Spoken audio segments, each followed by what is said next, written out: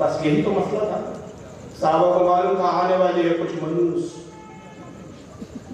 وہ روئیں گے، حضور کو مردہ قرار دیں گے، مرا ہوا بتائیں گے معاذ اللہ. تو صحابہ نے پیشگی سوال کر دیا اللہ کے نبی کیا موت کے بعد بھی آپ درود سنیں گے؟ قالا وبعد الموت، فرمایا ہاں مرنے کے بعد بھی میں اپنے امتیوں کا درود سنوں گا.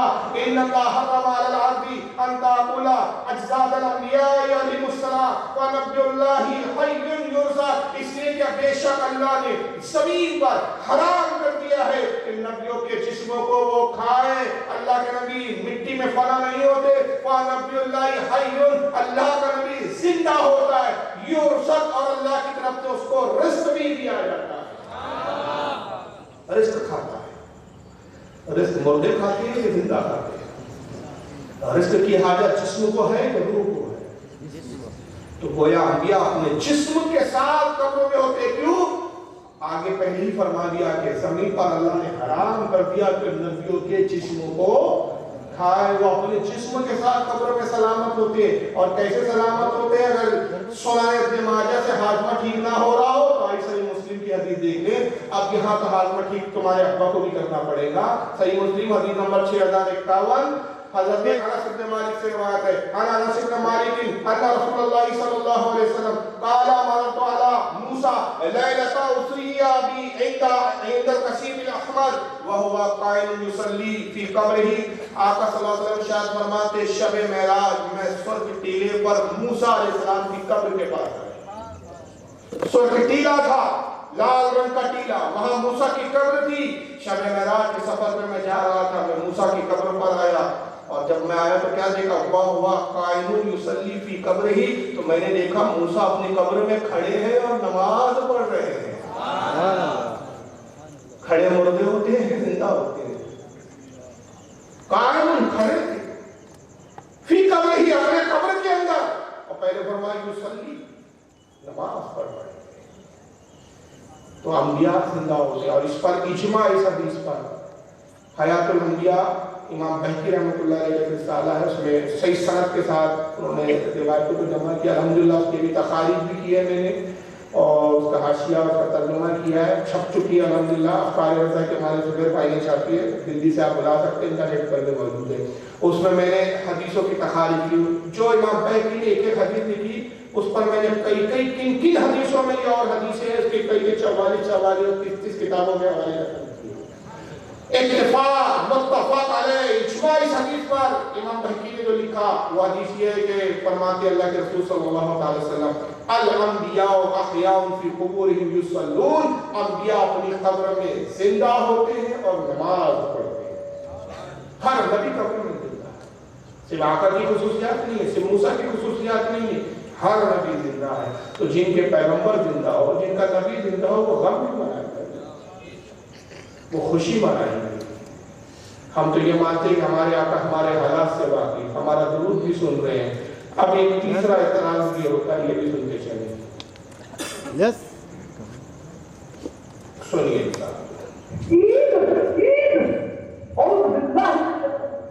اللہ کے نبی کی حدیث ہے، اللہ کے نبی کی حدیث ہے. اسلام میں صرف عیدین ہے. عیدین مانے دو عید، عید الفطر، عید الاضحیٰ. نبی کہہ رہے ہیں دو عید ہے، ہم تیسری عید لے کے آ رہے ہیں. دو عید ہے. اب پہلے تو ایسی عجیب آواز نکالی کہ سمجھ میں نہیں آیا کہ آواز آگے والی کون سی تھی، پیچھے سے کون سی تھی. ارے واہ، پیٹ خراب ہو. عید میلاد النبی بول دیا.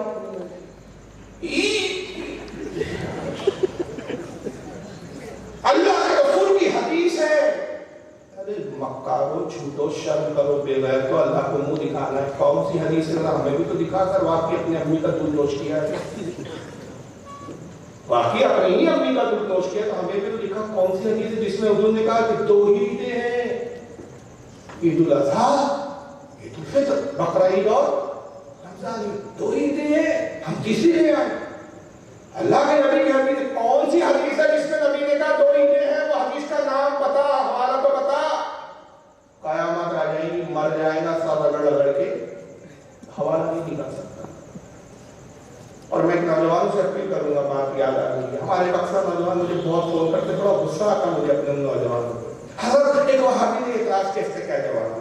اب وہ سوا ہوا گلا ہوا سڑک چھاپتے ہوئے آگے اعتراض کر رہا تو اس کا اعتراض ہم نے سنا رہا. اب 50 چیلنج ہم ان ملاؤں کو کر رہے، وہ چیلنج ان تک تو پہنچاؤ پہلے. ان کے ملاؤں کے منہ میں صحیح جواب ہے کہ تو جواب دیتے نہیں ہیں، حدیث کے نام پہ قرآن کے نام پہ جھوٹ اور لبترانیاں سناتے ہیں. تو نوجوانوں جواب دینا بند کرو، دفاع بہت کر چکے، اب حملہ کرنے کا وقت. ان سے اٹیکنگ سوال کرو. بہت جواب دے دیے ہم نے، فاتحہ کے ثبوت ہم نے بہت دے دیے، قبروں کے اذانوں کے ثبوت ہم نے بہت دے دیے، عرس منانے کے ثبوت بہت دے دیے، ولیوں سے مانگنے کے ثبوت ہم نے بہت دے دیے، تقریریں بھری کی بھری پڑی ہماری نیٹوں پہ، حدیثوں کے ہم نے اسکین پہ لگا لگا کے انبار کھڑے کر دیے، مگر ان بے غیرتوں نے آج تک نہ ہم سے مناظرے کیے نہ جواب دیے، کیا بس ہمارے ناواقفوں کو پوچھتے ہیں. تو میں کہتا ہوں کہ آپ اپنے علماء کی تقریریں سنیں، اور جب ان کا کوئی بے غیرت سوال کرے کہنا میں چپ، سوال کرنے کا تجھے حق نہیں. ہمارے علماء پہلے سوال کرتے تو اس کا جواب پہلے لیا، تیرے سوال کا جواب بعد میں دیا.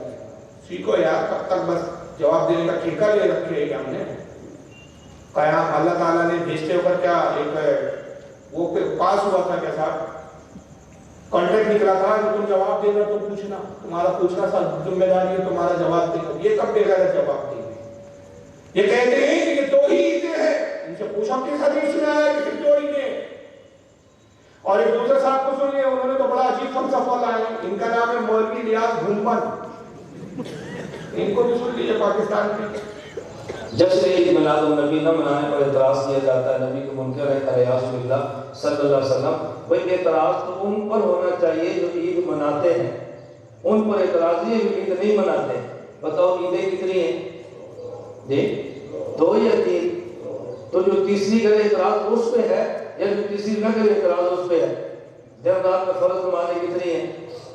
جب کوئی 6 پڑھے تو پھر اعتراض اس پر ہے، یا جو 6 نہ پڑھے اس پر ہے. بتاؤ بھائی، بات سمجھ آ رہی؟ وطر کی رکعتیں کتنی ہیں؟ بولو نا. اگر کوئی بندہ 5 پڑھے تو پھر اعتراض اس پر ہے، یا جو 5 نہ پڑھے اعتراض اس پر ہے. بھائی اعتراض اس پر ہے جو اس نے عید کا اضافہ کیا ہے، جس نے عید کا اضافہ نہیں کیا اس پر کیا اعتراض ہے؟ رسول اللہ صلی اللہ علیہ وسلم کی آمد پر ہم خوش ہیں، اور اللہ کی قسم کائنات میں سب سے زیادہ خوشی پیغمبر کی دنیا کے آمد پر ہے. لیکن عید نہ ہو، عید ہے ہی 2 عیدیں زیادہ. آخری بات بڑا عجیب فلسفہ تھا، ہمارے گھٹنا پھوٹے آپ. یہ ان کی مثال بھی کہتے ہیں کہ دیکھو پیغمبر کے آنے پر سب سے زیادہ خوش ہیں، پیغمبر کے آنے پر کوئی کائنات میں سب سے زیادہ خوش ہے، لیکن عید دینا کہو. عید تو ہی ہر بیو کو بھی عید کے معنی خوشی ہوتی ہے. پیغمبر کے آنے پر خوش ہے لیکن خوشی لفظ نہ کہو. شادی ہو گئی بیوی نہ کہو، نکاح ہو گیا لیکن بے رب نہ کہو. عجیب منطق ہے یار، پاگل ہو گئے کہ نکاح کس چیز کا نام ہے بھائی؟ نکاح نہیں تو اس بات کی اجازت دی کہ جو غیر عورت تھی اس کا دیکھنا حرام، اس کا چھونا حرام. اب اس کو بیگم بھی بول سکتے ہو، ڈارلنگ بھی بول سکتے ہو، جانور بھی بول سکتے ہو. اب جائے گا سوال ہے چیزیں. آپ بلا ہنس رہے ہیں. اللہ کے رسول فرماتے ہیں کہ وہ جھوٹ اللہ کو بہت پسند ہے جو بیوی کو خوش کرنے کے لیے بولا. پھر مثال بھی کیا کریں کہ کسی کی بیوی کیسی بھی ہو لیکن بیوی کو خوش کرنے کے لیے کہو تم سے زیادہ خوبصورت کوئی نہیں. بیوی خوش ہو گئی سوال، حالانکہ جھوٹ بول رہا، بیوی ہے زیادہ خوبصورت نہیں لیکن کہہ دیا ارے ماشاء اللہ تم سے زیادہ تو خوبصورت کوئی نہیں.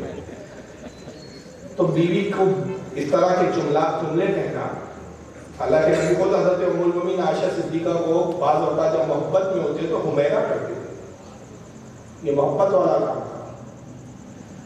اور حضرت عائشہ سے خود آقا فرماتے ہیں کہ عائشہ میں تمہاری ناراضگی کو بھی پہچان لیتا ہوں، تمہاری خوشی کو بھی پہچان لیتا ہوں کہ کب خوش ہوتی ہو تم اور کب ناراض ہوتی ہو. یا رسول آپ کیسے جانتے ہیں؟ کہا جب تم خوش ہوتی ہو تو جب قسم کھاتے ہو کہتے رب محمد کی قسم، اور جب ناراض ہوتی ہو کہتے ابراہیم کے رب کی قسم. تو میں جان جاتا ہوں کہ تم مجھ سے ناراض ہو. بہرحال میاں بیوی کے تعلقات تھے. لیکن عجیب بات ہے، شادی ہوگی بیوی نہ ہو تو حضور کے آنے پر خوشی تو ہے لیکن عید نہ. مولوی جی عید کے معنی ہی خوشی ہوتے ہیں. پھر جناب ایک مثال لیتے ہیں کہ بھائی اعتراض تو اس پر ہے کہ جس نے اس عید کا اضافہ کیا. عیدیں تو ہی ہے. جس نے تیسری عید کا اضافہ کیا اس پر اعتراض ہے. جو میلاد نہیں منا رہے اس پر کیسا اعتراض؟ اب مثال دی، مثال ایسی تھی مارے گھٹنا پھوٹے ہاتھ، کہیں کی عید کہیں کا روڑا، بھاگمتی نے کنبا جوڑا. اسی کو عربی میں کہتے ہیں قیاس مال فارغ. اب میں آپ کے فیملی کو بول رہا ہوں، ورنہ یہ جملہ مذہب انداز بول سکتا ہے کہ یہ ہے قیاس آلفاری، لیکن آپ کے سمجھ میں نہیں آتا، اس لیے میں نے کہا کئی گیٹ کئی کروڑا بانمتی نے کنبا جوڑا. یہ مثال ہے کہ فجر کی نماز کتنی ہے، سارا مجموعی جتنے نندی والے بیٹھے ہوئے سب سہلا کے ہوتے دو، کسی نے 4 پڑھا تو اعتراض اس پر ہے جس نے اضافہ کیا. ظہر کی نماز کتنی ہے 4، اگر کوئی 6 پڑھے تو جس نے 6 پڑھا اس پر اعتراض ہے. وتر کی نماز کتنی ہے 3، جو 3 کی جگہ 4 یا 5 پڑھے اعتراض اس کے مولوی جی یہ فرائض ہے، فرائض میں حدیں ہیں، مقید ہے، تعین ہے، حد سے نہ بڑھا جا سکتا ہے نہ گھٹایا جا سکتا ہے، لیکن نفلی کاموں کی حدیں نہیں ہوتی، مستحب کاموں کی حدیں نہیں ہوتی. اب چاہے رات میں کوئی 100 رکعت نماز پڑھے، 200 رکعت نماز پڑھے، 300 رکعت پڑھے، جتنی استطاعت ہو اتنی رکعت پڑھے، اس پر کوئی اعتراض ہے؟ زکات دینا فرض ہے، اس کی لمٹ قرآن نے اللہ نے بیان کر دی، ہر 100 روپے پر 100% پہ 2.5%. لیکن اگر نیکی کے نام پر، صدقات کے نام پر، ثواب کے نام پر آپ پورا گھر بار لٹا دے تو اس پر اعتراض ہے کہ بھائی 2.5% سے زیادہ کیوں دیا؟ نفل کام میں جتنی زیادتی کرو اتنا ثواب، مستحب کام میں جتنا اضافہ ہو اتنا ثواب. تو یہ عید جو اضافہ ہوئی ہے یہ فرض نہیں ہے، ہم اس کو فرض نہیں کہتے، واجب نہیں کہتے، بلکہ مستحب کہتے ہیں. میلاد النبی ہمارے کسی آدمی نے فرض نہیں کہا، کیونکہ میلاد منانا فرض ہے. جو میلاد نہیں مناتا، جو جلوس نہیں نکالتا، قیامت میں پوچھوں گی، نبی پوچھیں گے کہ جلوس میں کیوں نہیں گیا تھا تو؟ ایسا کوئی ہمارے یہاں عقیدہ نہیں ہے. بہرحال ان سب دونوں کی دلیلیں یہ، اور بھی بہت سارے مولوی ہیں، 2 کافی دکھانے کے لیے. دیوبند سے ایک اہل حدیث جماعت سے، نام نکال اہل حدیث غیر مقلد جماعت سے، گویا اس معاملے میں دونوں چنگو منگو کا ایک ہی نظریہ ہے، اور وہ نظریہ یہ ہے کہ عیدیں 2 ہی ہے، اور سب کا دعویٰ ہے کہ حدیث میں ذکر ہے. ان بیچارے یتیم العلموں کو نہ حدیث کی خبر ہے نہ حدیث کا مطالعہ ہے. آئیے سنن ابن ماجہ حدیث نمبر 1098 اقامت الصلاۃ باب فقہ امام ابن ماجہ حدیث لاتے ہیں. یہ حدیث بہت ساری اور بھی کتابوں میں. عن ابن عباس رضی اللہ تعالیٰ عنہ قال قال رسول اللہ صلی اللہ علیہ وسلم ان ھذا یوم عید جعل اللہ للمسلمین. آقا نے فرمایا جمعے کا دن عید ہے جو اللہ نے مسلمانوں کے لیے ظاہر فرمایا ہے. جمعے کا دن کیا ہے؟ 2 عید سے 2 عید بتا رہے تھے اور ایک عید سے پیچھا چھڑا رہے تھے، 54 عیدیں ان کے اوپر اور لا دی گئی. اچھا یہ کہہ رہے تھے حدیث میں 2 عیدیں، یاد رکھیں کون سی 2 عیدیں ہیں؟ عید الاضحیٰ اور عید الفطر. آئیے ابن ماجہ اس کے بعد والی حدیث دیکھیں، یہی سنن ابن ماجہ اقامت کی صلاۃ حدیث نمبر 1084 باب فی فضل الجمعہ. عن ابی لبابہ بن عبد المنذر، حضرت ابو لبابہ ابن منذر سے روایت ہے، قال قال النبی صلی اللہ علیہ وسلم ان یوم الجمعہ سید الایام. آقا نے کہا لوگوں جمعے کا دن تمام دنوں کا سردار ہے. تمام دنوں کا سردار کون ہے؟ یہ بھی جملہ یاد رکھیں، تمام دنوں کا سردار جمعے کا دن. وَأَعْظَمُهَا عِنْدَ اللَّهِ وَهُوَ أَعْظَمُ عِنْدَ اللَّهِ مِنْ يَوْمِ الْأَضْحَىٰ وَيَوْمِ الْفِطْرِ. آقا کہتے ہیں کہ اللہ کے نزدیک اس کی عظمت اتنی ہے کہ اس کی عظمت کا یہ عالم ہے کہ عید الاضحیٰ اور عید الفطر سے بھی افضل جمعے کا دن ہے. بقرہ عید سے بھی افضل کون سی عید ہے؟ جمعے کی. رمضان عید سے بھی افضل کون سی عید ہے؟ جمعے کی. اور یہ تمام دنوں کا کیا ہے؟ سردار ہے. امام احمد بن حنبل فرماتے ہیں کہ جمعے کا دن تمام دنوں کا سردار ہے. عید الاضحیٰ عید الفطر ان عیدوں سے افضل جمعے کا دن ہے، مگر شب ولادت مصطفیٰ جمعے سے بھی افضل ہے. اس لیے اگر مصطفیٰ نہ آتے تو جمعہ بھی ہمیں نہ ملتا. اس لیے یہ ہے عیدوں کی عید. اور ایک مقام پہ فرماتے کہ لوگوں امام احمد بن حنبل فرما رہے، عبد الرحمن بن جوزی اور بڑے محدثین نے ان کا قول نقل کیا، فرماتے قرآن عظیم میں سورہ قدر میں رب نے ارشاد فرمایا اِنَّا أَنزَلْنَاهُ فِي لَيْلَةِ الْقَدْرِ. یہی وہ رات ہے جس میں ہم نے قرآن کو نازل کیا. اس قدر والی رات میں ہم نے قرآن کو نازل کیا. لیلۃ القدر خیر من الف شہر وما ادراک ما لیلۃ القدر. اور لیلۃ القدر کے بارے میں تم کیا جانو؟ لیلۃ القدر خیر من الف شہر، یہ 1000 مہینوں سے بہتر رات ہے.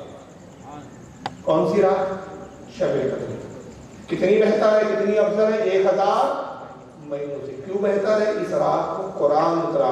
امام احمد بن حنبل فرماتے شب قدر سے بھی افضل مصطفیٰ کی ولادت کی رات ہے، اس لیے کہ اگر اس رات قرآن اترا، اس अगर मुस्तफ़ा ना आते तो कुरान भी ना आता। मुस्तफ़ा की वजह से कुरान है, मुस्तफ़ा पर कुरान नाज़िल हुआ है।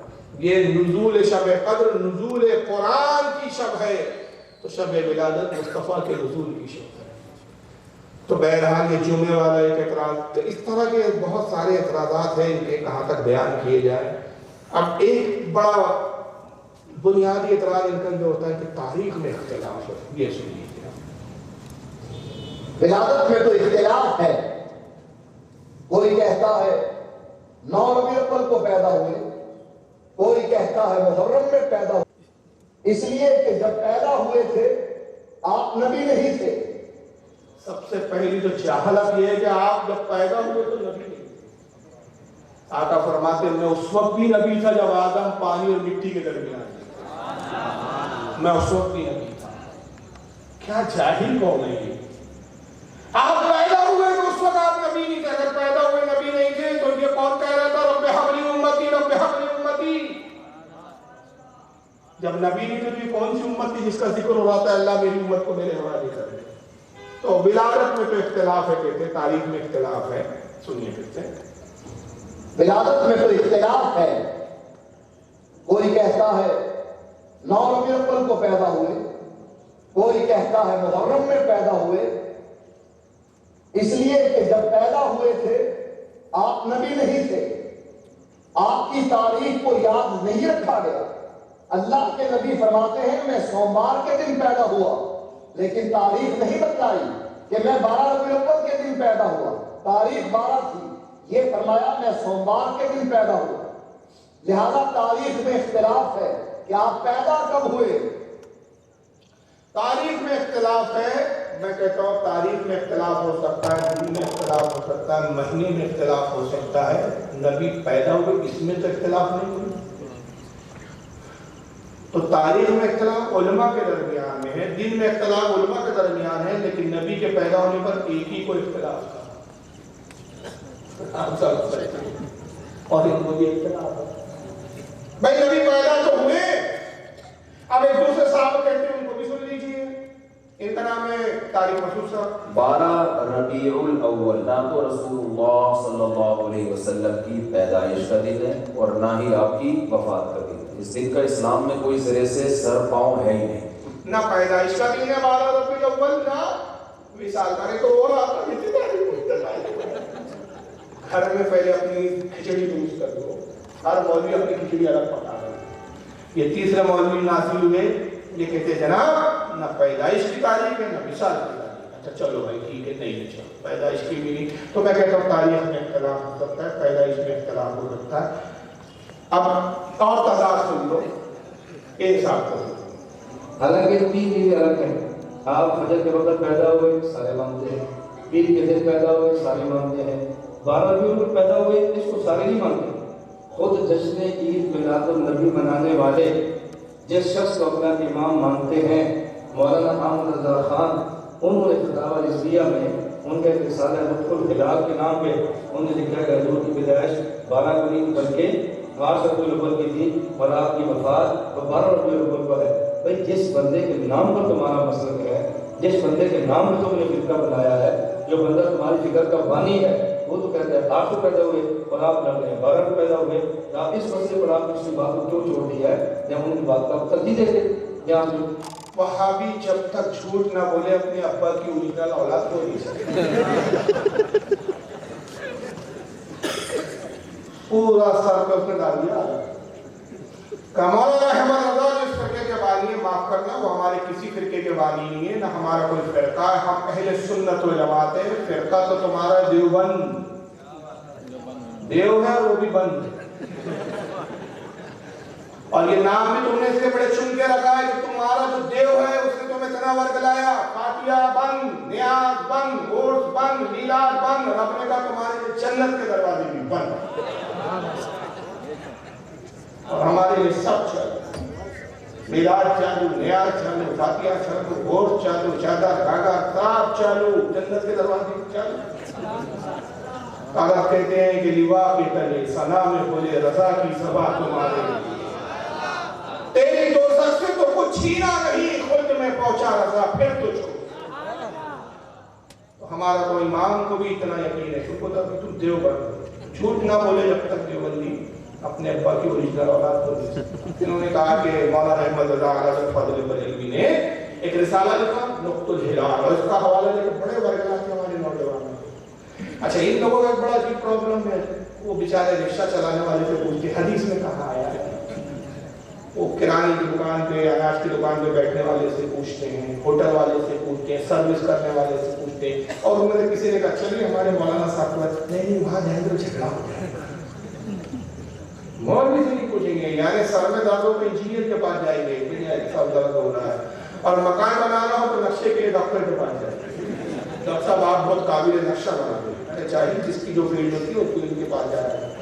ये काम उलमा से नहीं पूछेंगे, अव्वाम से पूछते। नुक्तुल हिलाल आला हज़रत का एक रिसाला है, उसमें आला हज़रत ने लिखा है, कहा कि 8 तारीख रबीउल अव्वल हुजूर की पैदाइश की, तो जिस इमाम को तुम मानते हो, जिसके नाम से तुमने अपना फिरका मंसूब कर रखा है, उसकी तो मानो कम से कम। सबसे पहली बात, आला हज़रत ने 8 तारीख हुजूर की पैदाइश का दिन नहीं लिखा, बल्कि क्या लिखा है, आइए फतवा रज़वी की वही झील वही हवाला सुना, फतवा रज़वी 26 सफा नंबर 427। बड़ा लंबा चौड़ा सवाल हुआ है। एक शिबली नुमानी थे, उन्होंने लिखा कि 9 तारीख 9 रबीउल अव्वल को हुजूर की पैदाइश। ये सवाल हुआ, अलग से जवाब कहाँ शुरू करते हैं। कहते हैं कि शरह मुतहर में मशहूर बैनल जमूर होने के लिए रुक़्क़त अज़ीम में और मशहूर इंदल जमूर ही 12 रबीउल अव्वल है। क्या ये पहले जुमले में तो मसला हल कर दिया, ताकि इंदल जमूर यानी जमूर मेजॉरिटी बड़ी तादाद उलमा की जो है वो किस बात पर मुत्तफ़िक़ है कि हुजूर की पैदाइश की तारीख कौन सी है, 12 रबीउल अव्वल। और इल्म हयात वज़ीजात के हिसाब से रोज़े विलादत शरीफ 8 रबीउल अव्वल है। 8 रबीउल अव्वल उलमा के कहने के मुताबिक नहीं है, हदीस के मुताबिक नहीं है, तारीख के मुताबिक नहीं है, बल्कि इल्म ज़ीजा, इल्म हयात यानी इल्म नुजूम सितारों के इल्म के एतबार से 8 बनती है। फिर आगे कहते हैं ये जो शिबली वगैरह ने 9 रबीउल अव्वल लिखी किसी हिसाब से सही नहीं। तामुल मुस्लिमीन हरमैन शरीफैन व मिस्र और शाम बलाद इस्लाम व हिंदुस्तान में 12 पर ही है, इसी पर अमल किया जाए। कहते हैं तामुल मुस्लिमीन यानी मुसलमानों का अमल किस तारीख पर है, चाहे मिस्र हो, मुल्क शाम हो, सीरिया हो, जितने इस्लामी मुल्क है सब में मुसलमानों का इत्तेफाक 12 पर है, लिहाजा 12 को ही मिलाद मनाया जाए। फिर आगे क्या कहते हैं, और रोज़े विलादत शरीफ अगर 8 या बाफर्ज़ गलत 9 या कोई और तारीख भी हो, जब भी 12 को ईद मिलाद करने से कौन सी मुमानियत है। यह है इमाम की शान, यह है इमाम का लब और लहजा, जो समझ ले वो समझ लेता है कि मुख्तसर जुमलों में कितने चुटके मार देता है। कहते हैं अगर मान लो चलो 8 है, हालांकि 9 तो साबित नहीं, चलो 9 भी मान लो, तो 12 को मनाने से शरीयत ने काम अदा किया है। अब मैं अपना कुल्फी जवाब देता हूँ, आला हज़रत ने बड़ा इल्मी जवाब दिया, उनका जो था ज़र्फ और उनका मबलग इल्म जिस लेवल का था उस लेवल की बात करते थे, मैं अपने इल्म के एतबार से बात कर रहा हूँ। चलो भाई आला हज़रत ने 8 लिखा, 8 का अगर तुमको इत्तेफाक हो तो 8 को तुम मना लो, 12 को हम मना ही देंगे, मगर तुम भी तो कुछ मनाओ। 17 शियाओं के नजदीक है। मैंने शियाओं की किताबों को खजाना भाई के अहले तशय्युह हज़रात क्या कहते हैं, तो उनके मुहक्किकीन कहते हैं भाई 17 तारीख रसूल की विलादत की शब जो है पैदाइश की तारीख है, वो 17 को मिलाद मनाते हैं, शिया भी मनाते हैं, 17 को मनाते हैं। बात कहते हैं 22 है, 22 कहने वाले भी उलमा मौजूद है, 8 कहने वाले भी है, 12 कहने वाले भी, हालांकि 12 पर मेजॉरिटी है। चलो मेजॉरिटी को छोड़ो, माइनॉरिटी मान लो, जमहूर का इज्मा छोड़ो, तो कोई 22 ले लो, 8 ले लो, 17 ले लो, पूरे महीने की 30 तारीखें पड़ी है, 12 छोड़कर कोई तुम भी तो ले लो। और तुम कहेंगे नहीं तारीख में इख्तिलाफ है, इससे साबित ये हुआ कि मिलाद मनाना ही नहीं चाहिए।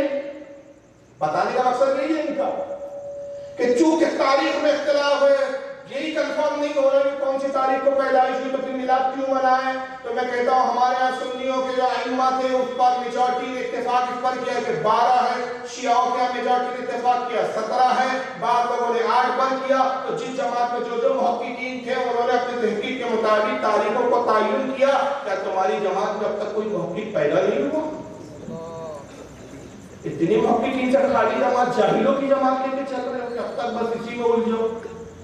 और अगर ये उसूल है तुम्हारा, ये फार्मूला है तुम्हारा کہ 12 میں اختلاف ہے نہیں منانا چاہیے، تو پھر تمہارے اصول کے مطابق تو ایسا ہوا کہ صحیح بخاری کھول لیں آپ، پہلی جلد کتاب الوضو، حدیث نمبر 157، حدیث نمبر یاد رکھیں، پوری گفتگو کا نچوڑ اسی پر، حدیث نمبر 157 عبداللہ بن عباس سے روایت ہے، وہ کہتے ہیں کہ اللہ کے نبی کو میں نے وضو کرتے ہوئے دیکھا، آقا جب وضو فرماتے ایک مرتبہ چہرہ دھوتے، ایک مرتبہ کلی کرتے، ایک مرتبہ ہاتھ، یہ وضو کا طریقہ بتا رہے ہیں راوی عبداللہ بن عباس، لکھنے والے امام بخاری، باب کتاب الوضو، حدیث نمبر بھول گئے 157، نیچے دوسری حدیث لکھتے ہیں امام بخاری اسی کتاب اسی باب میں، حدیث نمبر ہے 158، 157 کے بعد فوراً دوسری حدیث 158، راوی عبداللہ بن زید رضی اللہ تعالیٰ عنہ کہتے ہیں میں نے رسول اللہ کو وضو کرتے ہوئے دیکھا، حضور نے 2 مرتبہ کلی کی، 2 مرتبہ چہرہ دھویا، 2 مرتبہ ہاتھ دھویا۔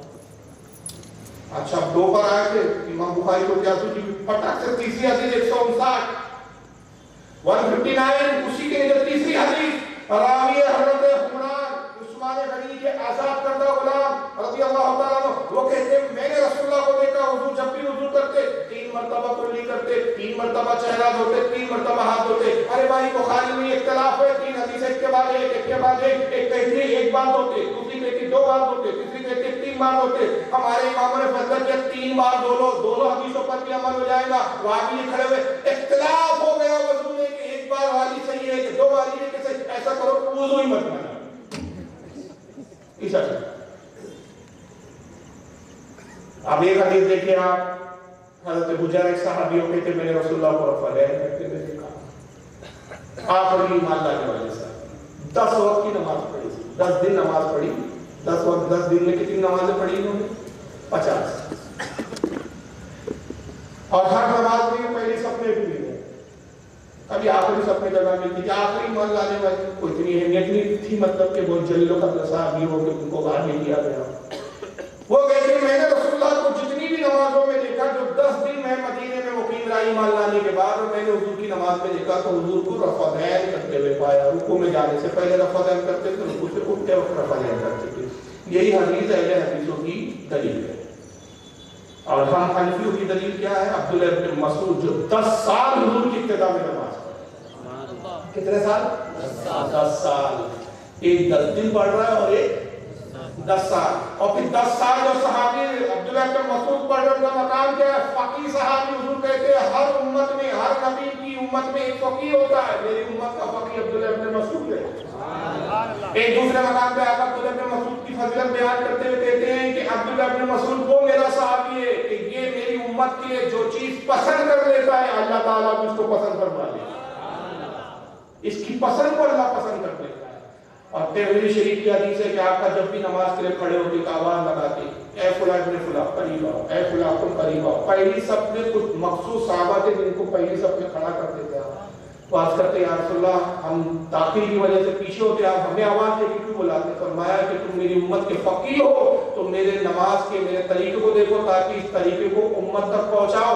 علماء فرماتے جن کو آواز دے کر بلایا جاتا، اور جو بلال کے بالکل بازو مؤذن کے بازو حضور کے ٹھیک پیچھے کھڑے ہو کر نماز پڑھتے تھے، ان میں عبداللہ بن مسعود تھے۔ ایسا صحابی کہتا ہے 10 سال پڑھنے والا کہ میں نے رسول اللہ کی نماز کو دیکھا، حضور نے پہلی مرتبہ تکبیر کے لیے ہاتھ اٹھایا، پھر پوری نماز میں کئی ہاتھ نہیں اٹھاتے۔ بہرحال اس حدیث پہ ہمارا اعتماد، ہم نے اس پر عمل کیا۔ امام شافعی نے حضرت حجر کی حدیث پر اعتماد کیا، انہوں نے رفع العین کیا۔ اختلاف ہو گیا رفع العین کو لے، اب وہاں بھی کھڑے ہو گئے کوئی ایک حدیث تو کہہ رہی ہے رفع العین کرتے تھے، ایک حدیث کہتے نہیں کرتے تھے، ایسا کرو نماز پڑھ نہیں چھوڑو۔ تو یاد رکھیے جب 2 چیزوں میں اختلاف ہوتا ہے تو چیز چھوڑی نہیں جاتی بلکہ اس چیز کے بارے میں تحقیق کیا جاتا ہے، اور تحقیق کے بعد جب اصل حقیقت تک آدمی پہنچ جاتا ہے اس کے مطابق پھر عمل کیا جاتا ہے۔ لیکن یہ لوگوں کا اصولی الگ ہے کہ تاریخ میں چونکہ رسول اللہ کی پیدائش کے اختلاف ہو گیا، لہذا کیا کیا جائے؟ لہذا یہ کیا جائے کہ صاحب منائی نہ جائے۔ آخری میں بس میں ایک بزرگ کا قول سنا دیتا ہوں، اس کے بعد اختتام کروں گا۔ کسی کو کوئی سوال پوچھنا ہو تو بلا جھجک پوچھ سکتے ہیں۔ یہ اخبار الاخیار ہے، شاہ تلک محدث دہلوی کی کتاب ہے۔ آج سے 550 سال پہلے کی شخصیت، عظیم محدث، ہندوستان میں علم حدیث کو رائج کرنے والے۔ ان سے پہلے جو بھی اسلام ہندوستان میں آیا صوفی اکرام کے ذریعے آیا۔ یہ پہلی واحد شخصیت ہے جنہوں نے علم حدیث کو ہندوستان میں تعریف کروایا۔ اخبار الاخیار کی اتفاق کی بات یہ ہے کہ کتاب اصل فارسی میں اردو ترجمہ دیوبندی حضرات نے کیا اور اس کے 2 مولویوں نے مل کر کیا ہے، مولانا محمد فاضل کر کے ایک اور ایک صاحب، 2 مولویوں نے کیا۔ اخبار الاخیار کتاب میں آخر میں کتاب ختم کرتے شاہ عبدالحق دعا کرتے، کہتے ہیں اے اللہ میرا کوئی عمل ایسا نہیں جسے آپ کے دربار میں پیش کرنے کے لائق سمجھوں، میرے تمام اعمال میں فساد نیت موجود رہے، البتہ مجھ فقیر کا ایک عمل تیری ذات پاک کی عنایت کی وجہ سے بہت شاندار ہے، اور وہ یہ کہ مجلس میلاد کے موقع پر میں کھڑے ہو کر سلام پڑھتا ہوں۔ وقت کا محدث جس نے سینکڑوں حدیثوں کو روایت کیا، سینکڑوں حدیثوں کو بیان کیا، حدیثوں کی کتابیں لکھی، شرائح لکھی، جس نے ہندوستان میں علم حدیث کو متعارف کروایا، جو مسجد نبوی میں درس حدیث کئی سال تک دیتا رہا، ہندوستان آنے کے بعد جن کے بارے میں لکھا گیا کہ رسول اللہ کی بیداری میں روزانہ جس کو زیارت ہوتی تھی، ایسا جلیل القدر محدث کیا کہتا ہے، مجھے اپنے عمل پر بھروسہ نہیں، میرے عمل میں فساد نیت ہے، کمیاں ہیں، خامیاں ہیں، مگر اے اللہ ایک عمل بڑا شاندار ہے جس کی بنیاد پر مجھے یقین ہے کہ تو اس عمل کی وجہ سے مجھے بخش دے گا۔ وہ کیا ہے کہ محفل مجلس میلاد کے موقع پر کھڑے ہو کر سلام کرتا۔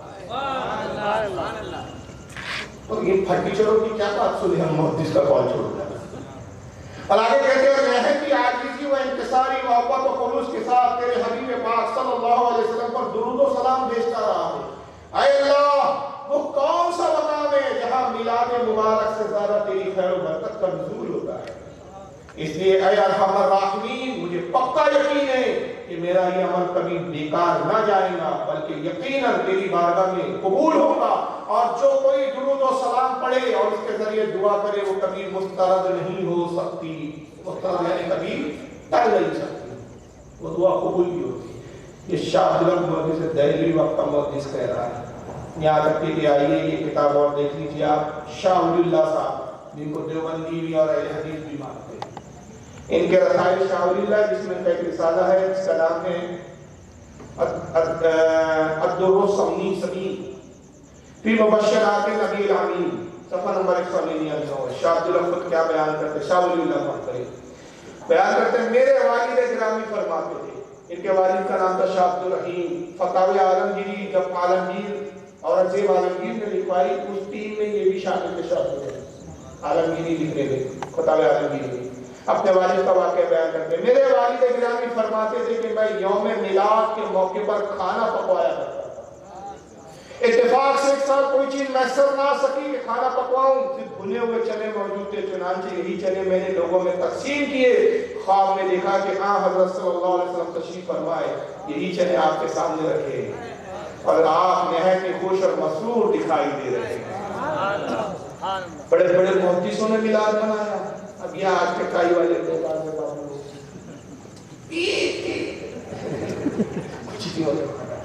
آئیے یہ بھی دیکھتے چلے۔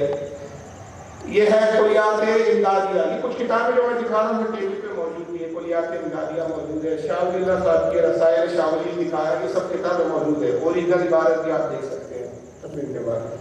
کلیات امدادیہ میں کچھ ان کے رسالے شامل ہیں جس میں فیصلہ حق کا مسئلہ مشہور رسالہ شامل کیا گیا ہے، صفحہ 105 ہے، لکھنے والے حاجی امداد اللہ مہاجر مکی کون ہے؟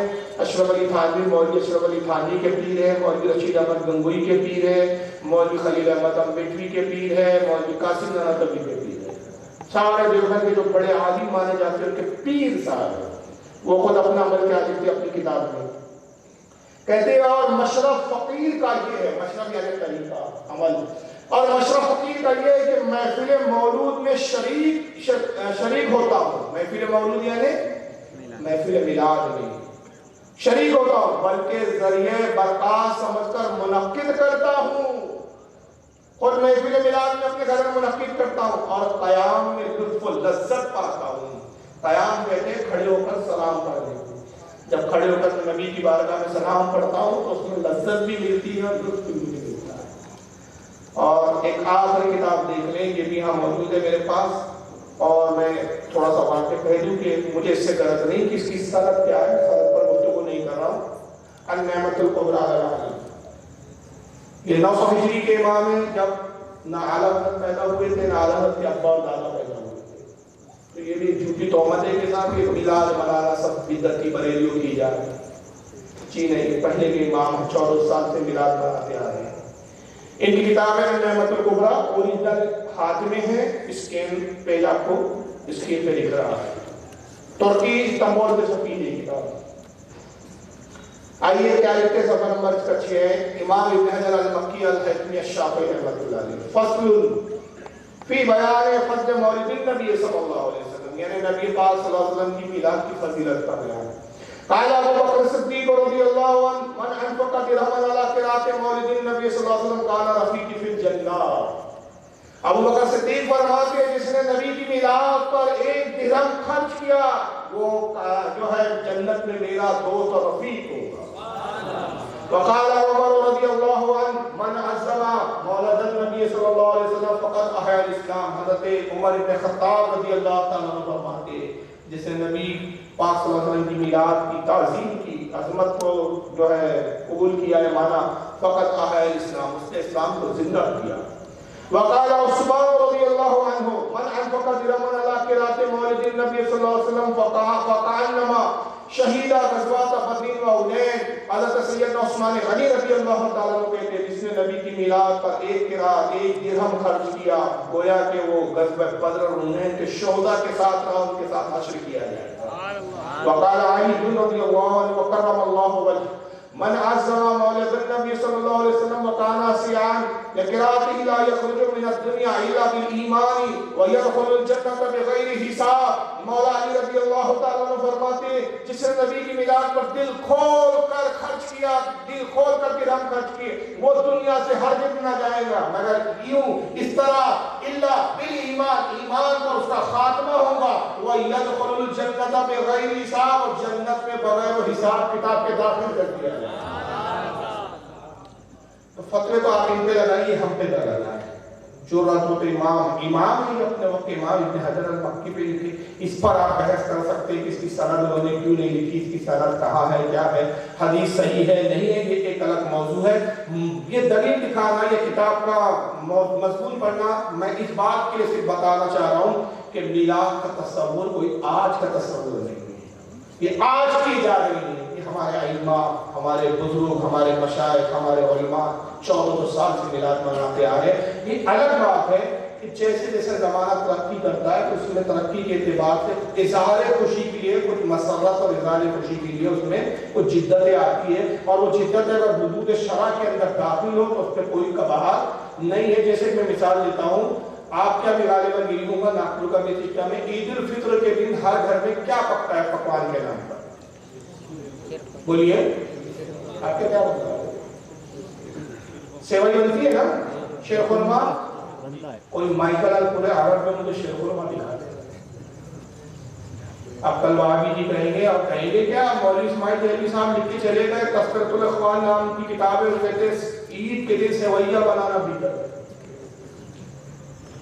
عجیب فرقہ ہے، ہر چیز میں بدعت ہے۔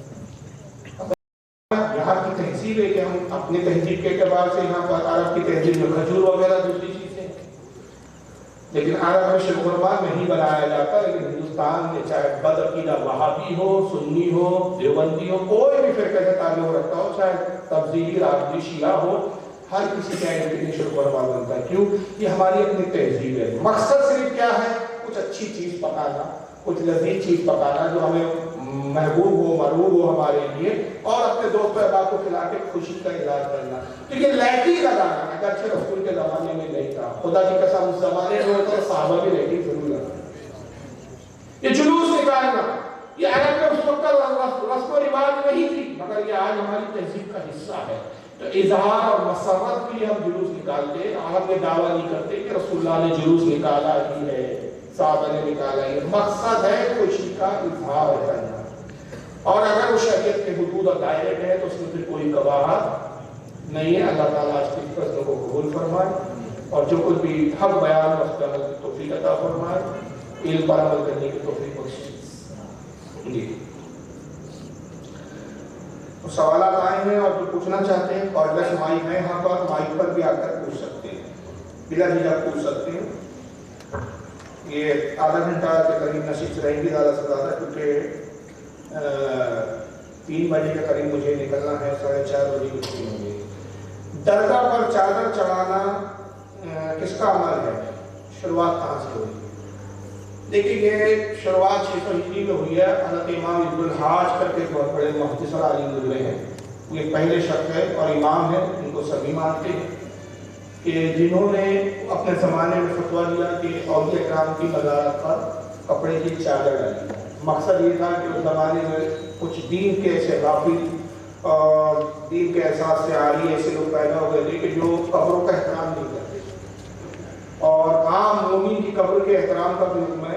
حضرت ابن حزم ایک صحابی رسول اللہ صلی اللہ علیہ وسلم، ابو داؤد کی حدیث ہے کہ وہ فرماتے ہیں میں قبرستان آیا، جنازے میں شریک تھا، حضور بھی موجود تھے، تدفین میں کوئی تاخیر کی قبر کو دی جا رہی تھی، میں تھک گیا تو میں قبر سے ٹیک لگا کر بیٹھ گیا۔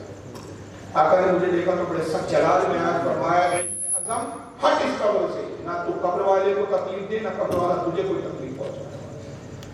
عرض کہ یا رسول اللہ کیا قبر سے ٹیک لگانے سے بھی صاحب قبر کو تکلیف ہوتی ہے؟ فرمایا ہاں، ایسے ہی تکلیف ہوتی ہے جیسے کسی زندہ کو تکلیف ہوتی ہے۔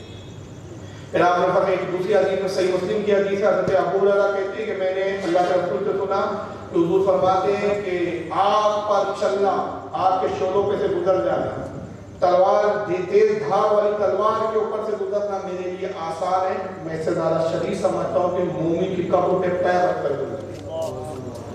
تو جب عام مومن کی قبر کی یہ حرمت ہے اور یہ عظمت ہے تو ولی اللہ تو مومن سے افضل والا ہے۔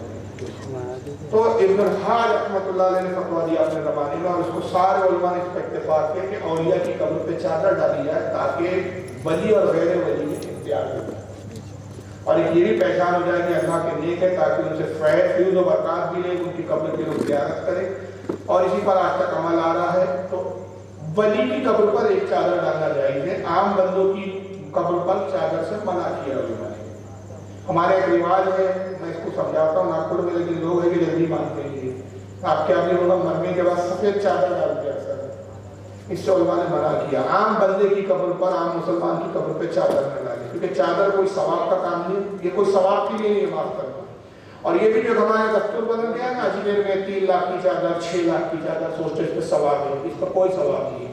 صرف چادر اس مقصد سے ہے کہ ولی اور غیر ولی میں فرق میں بتانے کے لیے، چادر دیکھ کے سمجھ میں آ جائے کہ اللہ کے مقبول، اللہ کے نیک ولی ہے۔ جیسے کعبۃ اللہ پہ غلاف ڈالا گیا تاکہ اللہ کے گھر میں اور دوسروں کے گھروں میں امتیاز ہو۔ البتہ پھول ڈالنے میں اجر و ثواب بھی ہے، صاحب قبر کے لیے بھی، اور جو ڈالتا ہے نیکی کی نیت سے ڈالتا ہے اس کو بھی اس کا ثواب ملے گا۔ اور اس کی حدیث صحیح بخاری کی ہے کہ آقا ایک مرتبہ قبر سے گزرے، 2 قبریں آس پاس کی قبرستان سے گزرے، اور اس سے حضور کا علم ہے کہ پتہ چلتا ہے۔ آپ نے صحابہ کرام سے کہا یہ 2 قبر والے ان پر عذاب ہو رہا ہے، بڑی معمولی گناہ کی وجہ سے عذاب ہو رہا ہے۔ عرض کیا کہ یا رسول اللہ کون سے ان کے معمولی گناہ ہے؟ فرمایا اس میں سے ایک چغلی کرتا تھا، غیبت کرتا تھا، دوسرا پیشاب کے چھینٹوں سے نہیں بچتا تھا، ان پر عذاب ہو رہا ہے۔ پھر آپ نے فرمایا درخت کی کوئی شاخ لاؤ، یہ بخاری شریف کی حدیث ہے، صحیح بخاری میں، درخت کی کوئی شاخ لاؤ، تر شاخ لائی گئی، آقا نے اس کو 2 حصوں میں تقسیم کیا، چیرا، ایک اس قبر پہ ایک اس قبر پہ نصب کیا، فرمایا جب تک یہ تر ہے تب تک یہ ذکر اللہ کریں گے، جب تک ذکر ہوگا ان کے عذاب میں کمی ہوگی۔ اس سے ہمارے علماء نے فرمایا کہ قبر پہ پھول ڈالنا چاہیے۔ اس پر ایک بدعقیدہ وہابی صاحب نے بمبئی میں مجھ سے اعتراض کیا تھا، ویڈیو نیٹ پہ ڈالا ہے، مائک پر آ کے سوال کیا کہ تب آپ جو دلیل دیتے ہیں قبر پہ پھول ڈالنے کی، تو حضور نے پھول تھوڑی ڈالا تھا، شاخ ڈالی تھی۔ میں نے کہا چلیے بھائی ہم پھول ڈالتے ہیں، آپ کم سے کم شاخ ہی ڈال دیا کیجیے، تو آپ تو وہ بھی نہیں ڈالے، تو آپ تو کچھ کرتے نہیں، اب ہم پھول کیوں ڈالتے سنیے۔ حدیث میں اصل میں یہاں تر چیز اور درخت کا ذکر آیا، پھول ڈالنے میں 2 حکمتیں 3 حکمتیں اور بڑھ جاتی ہیں۔ ایک یہ کہ المحرون دنیا میں امام قسطلانی رحمۃ اللہ علیہ، القصائد الکبریٰ میں امام سیوطی، اور الوفا کے اندر امام عبدالرحمن ابن جوزی اور بھی محدثین نے اس کو لکھا ہے کہ رسول اللہ جب شب معراج سے تشریف لا رہے تھے، آپ کے جسم اثر سے پسینے کے چند قطرات زمین پر تپ کے گرے، اس سے غلاف پیدا ہوا۔ آقا فرماتے ہیں یہ غلاف میرے پسینے سے، حالانکہ سندن یہ حدیث ضعیف ہے لیکن فضائل میں مقبول ہے، فضائل میں ضعیف حدیث قبول کر لی جاتی ہے۔ तो फरमाते कि मेरे पसीने से गुलाब पैदा हुआ, तुम में से जो मेरी खुशबू सूंघना चाहे वो गुलाब को सूंघे। शाह मोहती से दहली मदारिज नबुव्वत में फरमाते कि जब भी गुलाब को सूंघो तो रसूलुल्लाह पर दुरूद पढ़ो कि इसका ताल्लुक हुजूर के पसीने के दस्त से। और उसके बाद हज़रत ने यूं कहा कि उन्हीं की बू माए समन है, उन्हीं का जलवा चमन चमन है, उन्हीं से गुलशन महक रहे हैं, उन्हीं की रंगत गुलाब है। तो गुलाब का ताल्लुक किससे हो गया? रसूलुल्लाह के पसीने से। इस एक हदीस को याद रखें। अब दूसरी हदीस में आका फरमाते हैं कि तुम जानते हो सबसे बेहतरीन तोहफा क्या है मोमिन का दूसरे मोमिन के लिए? साहबा ने इसके अल्लाह रसूल बेहतर जाने फरमाया कि एक ऐसा तोहफा न देने वाले पर बार न लेने वाले पर बार। बाद औकात तोहफे ऐसे होते हैं कि देने वाले को कभी बार हो जाता है, कभी लेने वाले को बार हो जाता है। जैसे एग्जाम्पल दे रहा हूँ, शादी हुई, ससुर जी बहुत पैसे वाले, इतना बड़ा पलंग दे दिया कि बेचारा गरीब दामाद घर में नहीं घुस रहा। तो देने वाले को तो बार नहीं हुआ, लेने वाले पर क्या हो गया? बार हो गया, मुसीबत हो गई।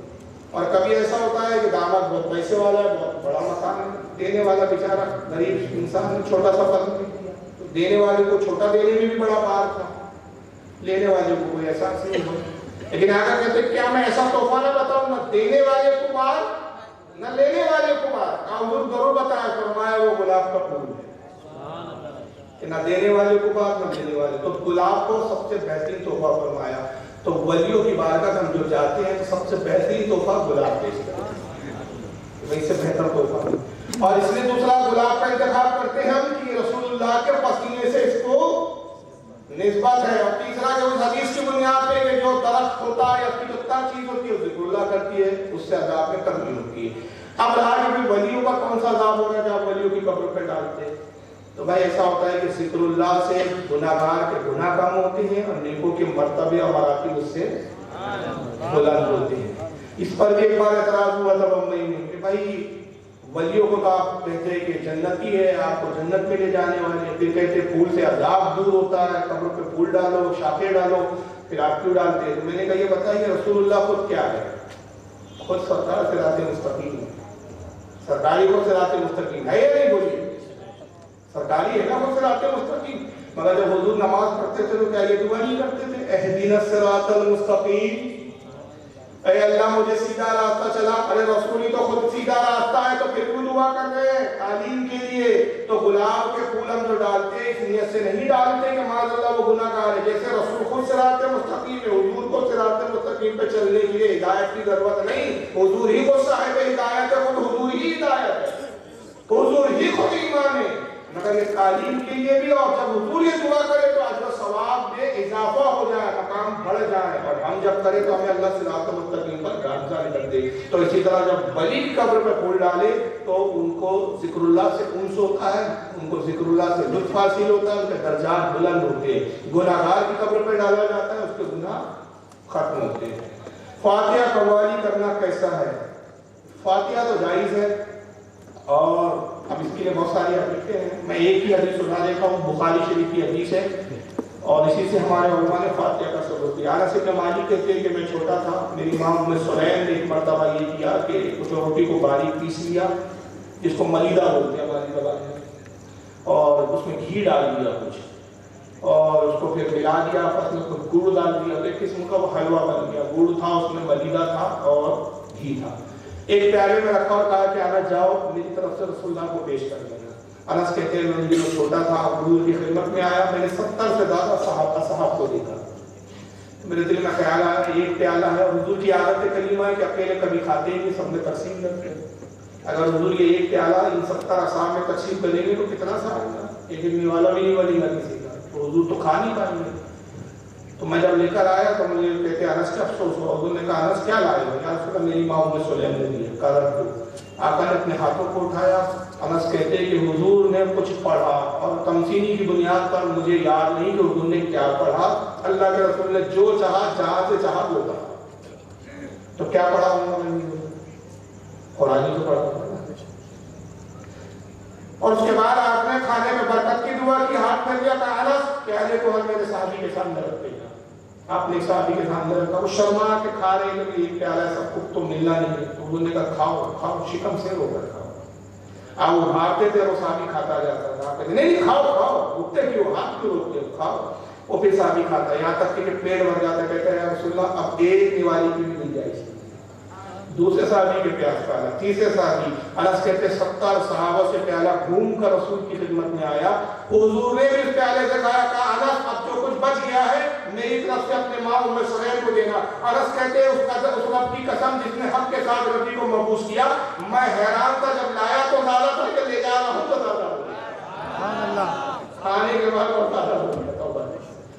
इससे फातिहा का सबूत मिलता है कि हुजूर ने खाना सामने रख के पढ़ा, कोई पढ़ा नहीं था। अब उसमें आती है अच्छी साले सवाब। तो सही बुखारी की हदीस है कि हज़रत साद रज़ियल्लाहु तआला अन्हु हुजूर की खिदमत में आए, अर्ज़ किया कि मेरी माँ का इंतकाल हो गया, अगर मैं उसके करीब होता उस वक्त इंतकाल के वक्त तो ज़रूर वसीयत करती। इंतकाल के वक्त मैं माँ के करीब नहीं था। आपने फरमाया साहब तुम्हारे गुमान में क्या वसीयत करती? या रसूल अल्लाह मुझे ऐसे काम की तलकीन करती जो उसके लिए सदका जारिया हो, सवाब का जरिया हो। आपने फरमाया साहब को आप खुदवा कि पानी की बड़ी मदीने में किल्लत है। हज़रत साद रज़ियल्लाहु तआला ने कुआं खुदवाया, आका को इत्तला थी, आका उस कुएं के पास तशरीफ लाए, उसके इर्द-गिर्द बरकत के लिए घूमा, तवाफ किया, अपना लुआब कुएं में डाला और फिर अपने हाथों को उठा के कहा अल्लाहुम्मा हाज़िही उम्मे सादी, ऐ अल्लाह ये उम्मे साद की माँ के लिए। क्या मतलब इसका सवाब किसके लिए है? साद की माँ के। अब इस कुएं से जितने लोग पानी पिएंगे उन सब का सवाब साद की माँ को पहुंचे। तो इस इसाले सवाब की दलील मिली। तो ये हदीसों के ही मजमू को फातिहा की शक्ल में तब्दील किया गया। उसमें यही होता है कुरान पढ़ा जाता है, खाना रखा जाता है, मरहूम के सवाब की नियत की जाती है।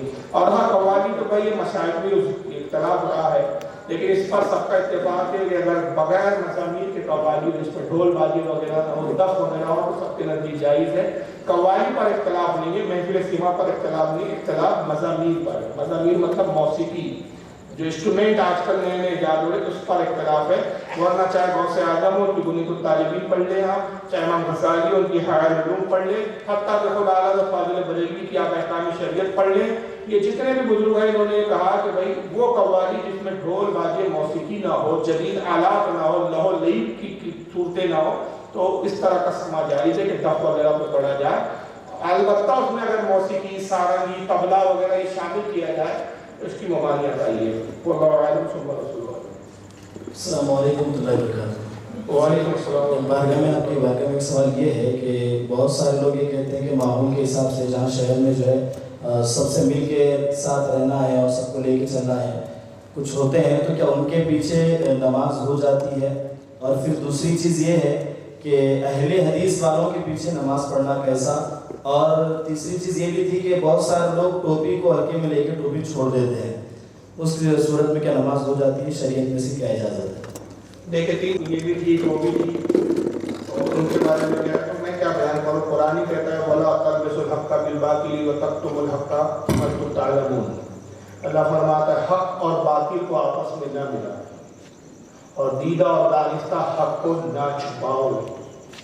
अल्लाह कहता है कि हक और बातिल कभी एक हल यस्तवी अस्हाबुन नारी व अस्हाबुल जन्नह व अस्हाबुल जन्नति हुमुल फाइज़ून। अल्लाह फरमाता है कि जहन्नम वाले और जन्नत वाले बराबर हो जाएंगे? हरगिज़ नहीं, जो जन्नत वाले उन कामयाबी को पहुंचे।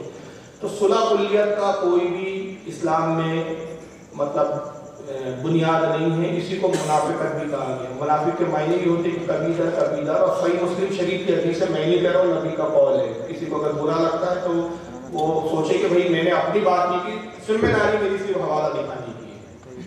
अब ऐसी मिसाल अगर नबी ने दी है तो वो ऐसे हजरात जो पिलपिले होते हैं, मुज़ब्ज़ब होते हैं, तशद्दुद का शिकार है, सुलह कुल्ली रखते हैं, वो खुद अपने इस हदीस के अंदर अंजाम को सोचते हैं। सही मुस्लिम में हदीस आका कहते हैं कि दोगले की मिसाल, जो इधर भी ठीक उधर भी ठीक, उस बकरी की मादी है कि वो बकरी कभी इस रेवड़ में बकरों के जाती है, कभी बकरों के इस रेवड़ में जाती है, और फिर बच्चा लाती है तो पता ही नहीं चलता कि किस रेवड़ से बच्चा ले रही है। ये मिसाल है उन लोगों की जो तू भी ठीक तू भी ठीक। इस्लाम कहता है तू भी ठीक तू भी नहीं, सिर्फ हक के साथ आ जाओ, हक एक ही हो सकता है दोनों में से।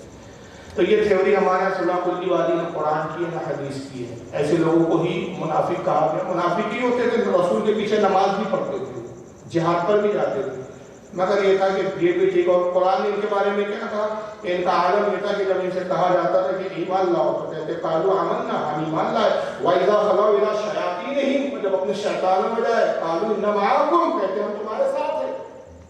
ईमान वाले सब ये तो कहे हम तुम्हारे साथ हैं, और जब अपने शैतानों में जा तो कहे हम तुम्हारे साथ हैं। हम तो ईमान वालों के साथ हंसी मजाक ठट्टेबाजी कर रहे थे, टाइम पास करने चले गए थे। तो कुरान ने यही दो ग्रुप ही मुनाफिक कहा है। मुनाफिकत कोई अच्छी चीज नहीं। और अफसोस की बात यह है कि जिन बदअकीलों को हम सपोर्ट करते हैं, या हम कहते हैं दुनियादारी है, हिंदुस्तान का मिजाज है, हिंदुस्तान का माहौल है, सबको लेकर चलना पड़ता है। तो जिस बदअकीले को आप सपोर्ट कर रहे हैं वो इतना मनुष्य बदअकील है कि आप मर जाओ तो आपकी कब्र पर कभी इसारे सवाब के लिए नहीं आने वाला। एक आयत एक दुरूद भी पढ़कर आपके लिए बख्शने वाला नहीं, क्योंकि उस मनुष्य के नजदीक तो इसारे सवाब करना ही बिदअत और शिर्क है, कब्र पर जाना ही शिर्क और बिदअत है। जो हमारे बुजुर्गों को गालियां बके, जो हमारे नबी की ताज़ीम न करे, वो हमारा कभी हो नहीं सकता। तो इससे बचे अल्लाह ताला आप सबको इस्तिकामत और मजबूती अता करे। दूसरा सवाल क्या था आपका कि वहाबियों के पीछे नमाज कैसा? ये जो इस तरह के लोग हैं उनके पीछे नमाज का क्या हुक्म? तो ऐसे लोगों के पीछे नमाज पढ़ने से बचना चाहिए, क्योंकि ऐसे शख्स खुद जो है एक तरह से बिदअती होते हैं, उनके पीछे नमाज वाजिब होती है। और रहा गैर मुक़ल्लिद या वहाबी, उसके पीछे तो सिरे से नमाज ही नहीं होती। इसलिए कि नमाज के लिए शर्त अव्वली क्या है? बोलो। वुजू क्या? ईमान। और जब ईमान ही नहीं है, उसके ईमान ही पर इख्तिलाफ है हमारा, तो उसके पीछे भी नमाज। मैं बहुत आम फैम मिसाल देता हूँ समझाने के ऐसे मौके पर कि एक इमाम साहब जो सुन्नी से ही लफीजा है, आशिक रसूल है, मोहब्बत करते हुए मुत्तकी है, परहेज़गार है, सब कुछ है। उन्होंने नमाज पढ़ाई मान लीजिए, और उनके पीछे तकरीबन 1 लाख लोगों ने नमाज पढ़ी। नमाज खत्म करके उन्होंने ऐलान किया माइक पर कि हज़रात माफ़ी चाहता हूँ, दूसरी रकात के दौरान मुझे याद आया कि मैंने वुज़ू ही नहीं बनाया, मैंने बगैर वुज़ू के नमाज पढ़ा। मुझे बताइए क्या सब लोगों की नमाज हो गई उनके पीछे? बोलिए बोलिए बोलिए, नहीं हुई। क्यों? नमाज के लिए वुज़ू शर्त है। जब इमाम का वुज़ू नहीं तो फिर किसी का भी नमाज नहीं होगी। इमाम की जब नमाज नहीं हुई तो किसी की नमाज नहीं। तो अल्लाह ताला करे जब जो नमाज पढ़ाने वाला इमाम है उसका वुज़ू नहीं है तो नमाज नहीं हो रही है, तो जिस इमाम का ईमान ही ना हो उसके पीछे कैसे नमाज? वुज़ू से अहम तो ईमान है, तो किसी सूरत में बदअकीदा के पीछे नहीं होती। अब इसमें सवाल ये नहीं है, मैं ऐड कर देता हूँ, ऐसा मौका आ जाए आप किसी ऐसी जगह गए कि जहाँ कोई सुन्नी मस्जिद नहीं है, हुक्म यह है कि आप अपनी अलग तनहा नमाज पढ़ें। जुमे का दिन हो, बहुत से लोग मुझसे सवाल करते, हो सकता है चले जाए इंटरनेट पे, अक्सर सवाल आते हैं कि भाई हम सऊदी अरब में सर्विस करते हैं, अल्हम्दुलिल्लाह हम कट्टर सुन्नी है, बदअकीदे को मुसलमान नहीं समझते, लेकिन सारी मसाजिदें उन्हीं की है, तो बाकी नमाजें तो हम अपने रूम पर पढ़ लेते हैं, लेकिन जुमे का मसला है, जुमा क्या करें? तो उस वक्त भी हमारे फुक़हा किराम ये कहते हैं कि जुमे की शराइत में ये भी है कि मस्जिद जो है इमाम भी इस लायक हो कि इसके पीछे जुमा हो सके। अगर इमाम ही ऐसा है कि उसके पीछे जुमा ना हो सके तो जुमे की फर्जियत उससे साबित हो जाती है। जुमे की चंद शराइत है, जब उसमें से एक भी शर्त कम पाई जाएगी तो जुमा कायम नहीं होगा। मसलन मस्जिद के दरवाजे खोले रखे जाए, मस्जिद के दरवाजे खुले होने चाहिए, मस्जिद के दरवाजे बंद नहीं कर सकते। इलाके के काजी की जुमा कायम करने की इजाजत हो, काजी ना हो तो शहर का सबसे बड़ा आलिम है। ऐसे 6 या 7 के करीब चलाए तो उसमें एक शर्त ये भी है कि इमाम इस लायक हो जो जुमा पढ़ा सके।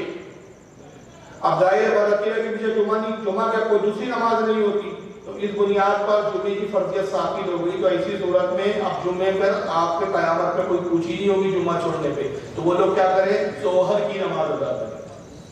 जुमा साबित हुआ तो जोहर उन पर लागू है, तो जोहर पढ़े और जुमे को छोड़ दे। और तीसरा क्या सवाल था? टोपी का? हाँ, टोपी का मसला ऐसा देखिए, टोपी का बड़ा नाजुक मसला है। जो मसला वो बता देता हूँ, हर आदमी अपनी नीयत को जानता है, क्योंकि इसका ताल्लुक, इस मसले का ताल्लुक नीयत से, देखने और उससे नहीं। अहकाम शरीफ में आलम फरमाती है कि आजिज़ी और इंकिसारी की नीयत से बगैर टोपी के अगर नमाज पढ़ेगा, ये नीयत है कि अपने आप को अल्लाह के सामने हकीर और आजिज़ पेश करना मकसूद है, तो अफजल बगैर टोपी की सूरत में नमाज पढ़ रहा है कि अपनी बेबसी का इजहार करना, परेशान हाल है, और उस सूरत में मस्जिद में जाके नमाज पढ़ता है कि अल्लाह मैं देख परेशान हाल हूँ, तेरा बेबस बंदा हो, इस नियत के साथ बगैर टोपी के अगर नमाज पढ़ता है तो वो नमाज दुरुस्त है, जायज़ है। लेकिन अगर इस नियत से टोपी नहीं लगाता कि टोपी कोई इतनी ज़रूरी नहीं है कि नमाज के लिए टोपी पहना ही जाए, नमाज कोई इतनी जी हर्षम इबादत नहीं है, कोई इतनी मुतबर नहीं है, इतनी अहम इबादत नहीं कि उसके लिए टोपी शर्ती हो, टोपी ज़रूरी हो, तहकीरन अगर आप टोपी नहीं पहनता कोई शख्स तो आप कहते हैं ऐसा शख्स काफ़ी है। इसलिए कि उसने नमाज की अहमियत को घटाया। नमाज की अहमियत को घटाने वाला मुसलमान नहीं। वल्लाहु अअलम सुम्मा रसूल वाला क्या लिखा है, क्या फजल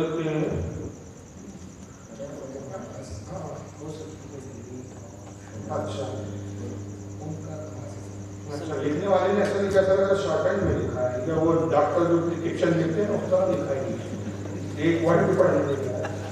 मियाँ बीवी एक साथ नमाज पढ़ सकते हैं घर में। देखिए अगर शोहर इमामत करे तो बीवी के पीछे नमाज पढ़ सकती है, बल्कि सुन्नत से साबित है। उम्मुल हज़रत आयशा की तरह नमाज पढ़ा करती थी अक्सर रसूलुल्लाह के पीछे, उम्महातुल मोमिनीन भी पढ़ा करती थी। शोहर आगे रहेगा, बीवी से थोड़ा पीछे रहेगी, मतलब एकदम पीछे रहेगी।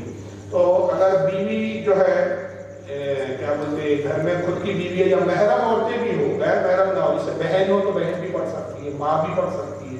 शोहर इमाम बन जाए, आगे बन जाए, पीछे औरतों की सफ हो जिसमें महरम हो, पड़ोस की औरत पीछे नहीं, तो बहन आ गई ना, भाभी जान आ गई, वो दावत नहीं दे सकती।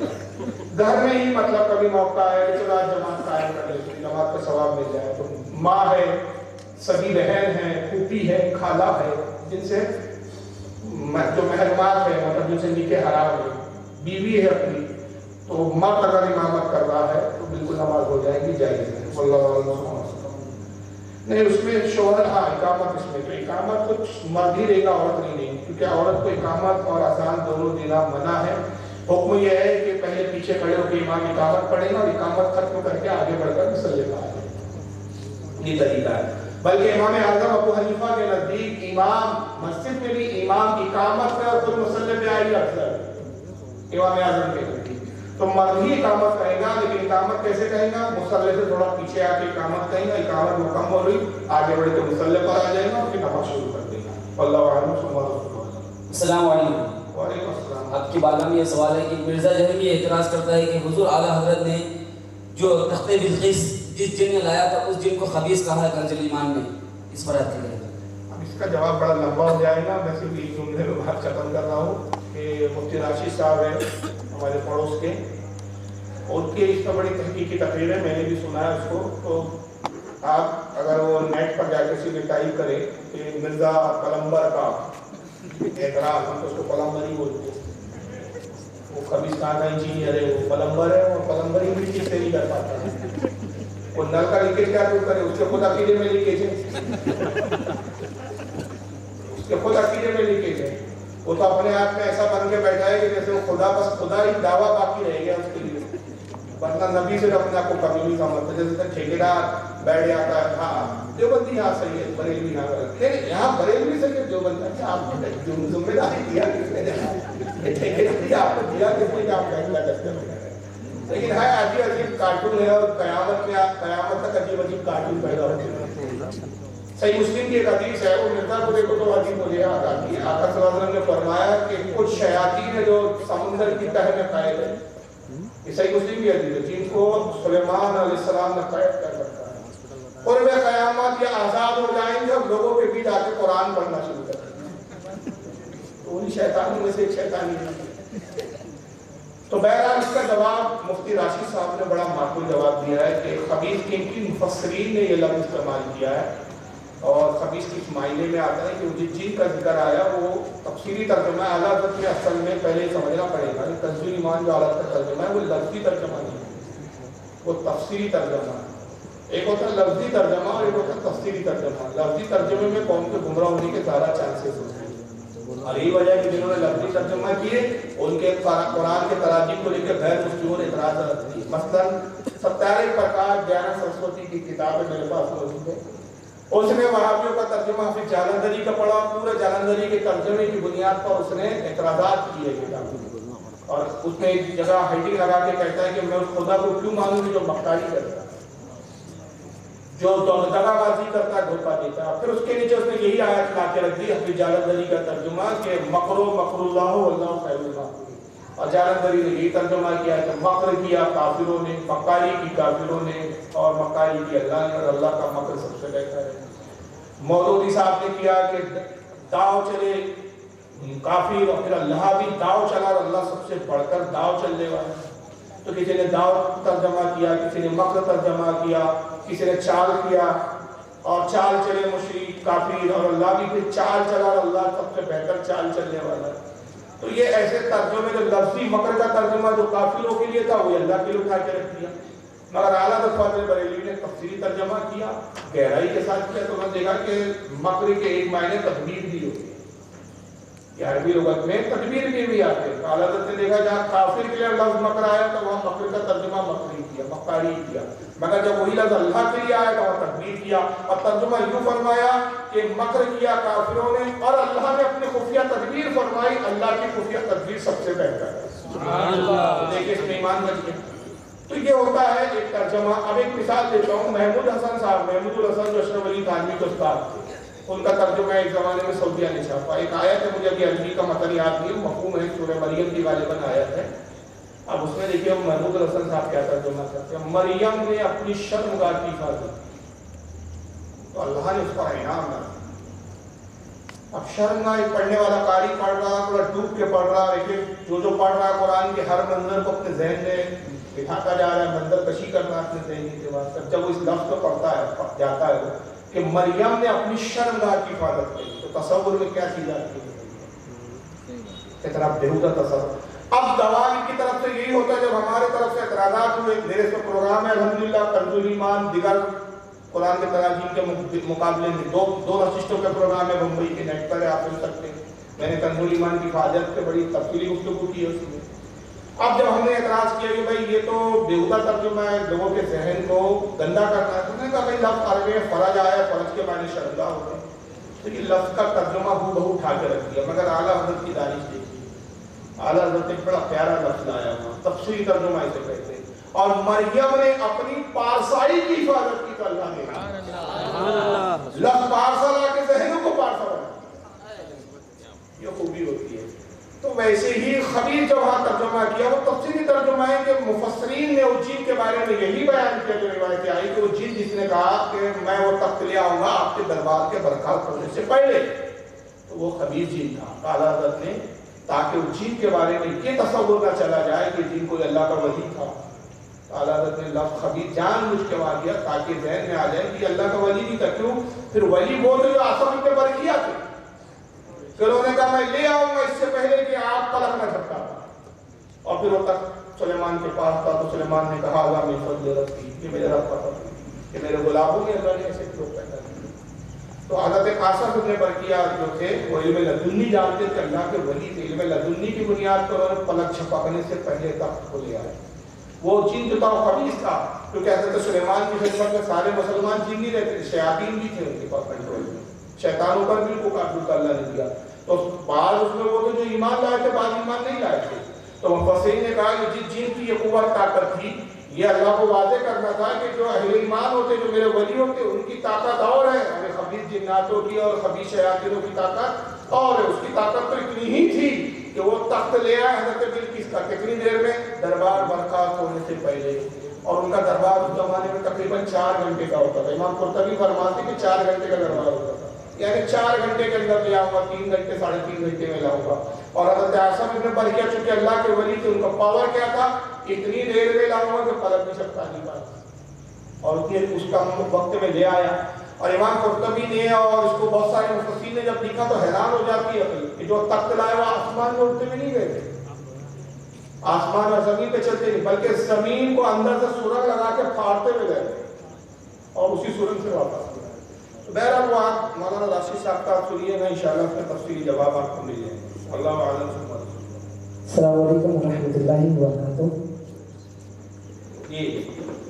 بہت سارے لوگ جو میلاد کا انکار کرتے ہیں، میلاد کے جلوس میں نہیں آتے ہیں، مگر دیکھا جاتا ہے کہ میلاد کے مہینے میں بہت سارے سیرت کے جلسے بھی ہوتے ہیں، اور زیادہ تر اسکولوں پہ اور کالجز کے بچوں کے ذہن میں یہ بات ڈال دیتے ہیں کہ سیرت کی باتیں بہت ساری ڈال دیتے ہیں، مگر میلاد کے جلوس میں شامل نہیں ہوتے اور نہ میلاد کے فاتحہ میں شامل ہوتے ہیں۔ تو اس کے بارے میں مطلب سیرت کے جلسے وہ کرتے ہیں، یہ بولنا چاہتے ہیں۔ بہرحال دیکھیں میلاد میں سیرت بھی بیان ہوتی ہے، عظمت بھی بیان ہوتی ہے. انسان کی فطرت ہے کہ جس کی عظمت دل میں بیٹھی اسی کی سیرت کو اپناتا ہے. جب تک عظمت نہ ہو اس کی سیرت کو اپنا، آپ صرف سیرت سناتے رہیے اور اس سے کوئی عقیدت کا تعلق ہی نہ ہو تو پھر وہ سیرت بھی اپنائے گا نہیں. تو سیرت اپنانے سے پہلی شرط ہے کہ عقیدت و محبت. میلاد کی محفلوں میں ہم محبت پہلے بتاتے ہیں تاکہ نبی جب محبت ہو جائے تو ہم سیرت بتائیں یا نہ بتائیں وہ خود جستجو کرتا ہے کہ جس سے میں محبت کرتا ہوں اس کی سیرت کیا ہے. اچھا یہ سیرت کے نام پہ بتاتے بھی کیا ہے کم وقت. ہمارے نبی جا رہے تھے بڑھیا کچرا ڈال دی، ہمارے نبی بددعا دے.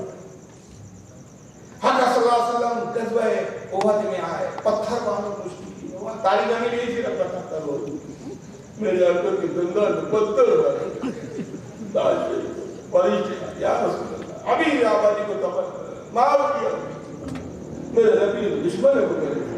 یہ سیرت ہے. اب یہ سیرت نہیں ہے، ایسی سیرت تو گاندھی نے بھی تھی. ایک گال پہ مارو دوسرا گال دے دو. کئی لوگوں میں ایسی سیرت تھی. یہ سیرت نہیں ہے. سیرت تو یہ ہے کہ چاند کے ٹکڑے کرتے. سیرت مصطفیٰ یہ ہے کہ انگلی کا اشارہ کرے تو سوچ پڑے.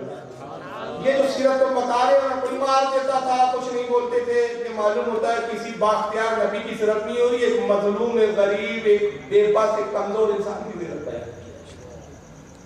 یہ ہمارے نبی کا اخلاق ہے، سیرت نہیں ہے. اخلاق اور ہوتا ہے، سیرت اور ہوتی ہے. ان بیچاروں کا بھی اخلاق اور سیرت کا ہی فرق نہیں ہے.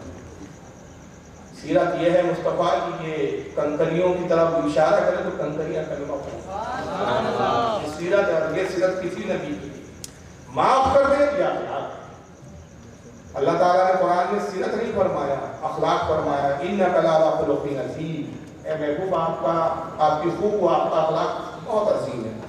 ایک سوال آیا ہے کہ ایک مرتبہ حضور صلی اللہ علیہ وسلم عبادت کر رہے تھے کہ آپ کی ایک طرف نور تاری تھا، تب حضرت عائشہ نے کمرے میں آپ کو دیکھا، تب آپ نے عائشہ سے فرمایا یہ کسی کو نہیں بتانا. ایسی کوئی روایت میری نظر سے نہیں گزری. اور اس کا غیر مقلدین کہتا ہے کہ جب عائشہ سے حضور نے کہا بتانا نہیں تو روایت ہم تک پرسی پہنچی. تو یہ خود جھوٹ گڑھ رہا ہے. ہمارے اہل سنت میں ایسی کوئی روایت ہے ہی نہیں. بلکہ ہمارے یہاں کیا روایت ہے الخصائص الکبریٰ وغیرہ دیگر کتابوں میں کہ حضرت عائشہ کہتی کہ ایک مرتبہ میں رات کی تاریکی میں چراغ کی روشنی میں کپڑے سی رہی تھی. ایک ہوا کا جھونکا آیا اور چراغ گل ہو گیا. ہڑبڑاہٹ میں سوئی نہ جا سکی اور میں اندھیرے میں سوئی تلاش کر رہی تھی کہ تبھی آقا صلی اللہ علیہ وسلم حجرہ پاک میں داخل ہوئے. مسکراتے کہا اے عائشہ کیا ہوا؟ جیسی آپ مسکرا آپ کے دندان مبارک سے نور ظاہر ہوا، اس کی روشنی میں میں نے سوئی کو پایا. سبحان اللہ. یہ حدیث ہے. اے عائشہ بتانا نہیں، یہ سب الفاظ کوئی حدیث میں ہے نہیں. وہاں بھی پہلے حدیث خود گڑھتا ہے اور پھر کہتا ہے ایسا ہے تو کیسا کیوں. ابھی ہم نے کب کہا یہ پہلے بتا جیسے جرجیز گڑھتا ہے. ایک کتاب آتی ہے سیرت غوث پاک، اس میں غوث پاک نے اللہ سے کہا، اس میں ہے کہ مجھے آسمان دکھا، ایسے بنایا. پھر اللہ غوث پاک کو آسمان میں لے گیا، پہلا آسمان دکھایا، غوث پاک نے کہا بہت اچھا بہت ٹھیک. دوسرا تیسرا چوتھا چھٹے آسمان پر جب غوث پاک کو اللہ لے کر پہنچا اللہ کا پیر پھسل گیا. اللہ گرنے لگا، چوتھے آسمان پر آیا، غوث پاک نے اپنا دائیں ہاتھ بڑھایا، اللہ کو گرنے سے بچا لیا. اس دن سے ان کا نام پڑ گیا دستگیر. اسی لیے یہ سارے سنی بدعتی بریلوی یہ غوث پاک کو اس سے دستگیر بولتے ہیں. 12 سال سے پوچھتے آ رہا ہوں خبیث کی اولاد کس کتاب میں واقعہ لکھا دکھاتا ہوں کیا کیا. تو پہلے یہ واقعہ گھڑتے ہیں، یہ دشمن کی چال ہوتی ہے اور پھر اس کا پروپیگنڈا کرتے ہیں. وہ یہ انگریزوں کا ایک اصول تھا کہ جھوٹ اتنا بولو کہ کچھ عرصے بعد کوئی صحیح نہیں. تو یہ اس طرح کے جھوٹ گڑے جاتے ہیں جو کہ ہمارے یہاں اس طرح کی کوئی روایت کی حیثیت نہیں ہے. واللہ عالم سبحانہ رسول اللہ. کیا دیوبندی وہابی اور اہل حدیث کی اذان کا جواب دے سکتے ہیں؟